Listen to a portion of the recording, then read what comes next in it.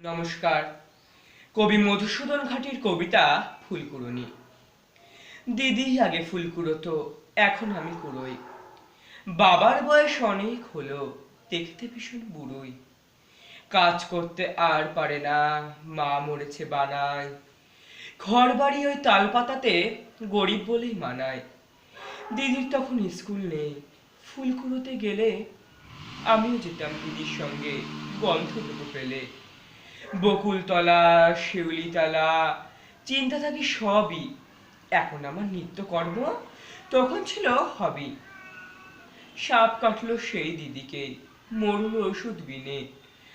আমার তখন বয়স 7, মালা দিলাম কিনে। তারপরে রোজ ফুল কুড়িয়ে গাঁথছি মালা আমি। বাবার জন্য ভাবতে থাকি, ভাবতে ভাবতে থামি। ভোরবেলা রোজ ফুলের ভারী ভরিয়ে কুড়োই ফুল। মালা গাঁথি অনেকগুলো, নড়ি না এক চুল।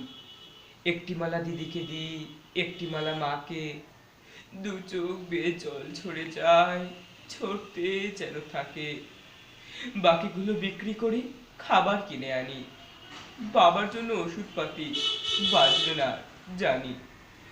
এখন আমার বয়স 12, ফুলকুড়নি নামে চিনতে পারে সকলে আজ নিজের পাশের গ্রামে।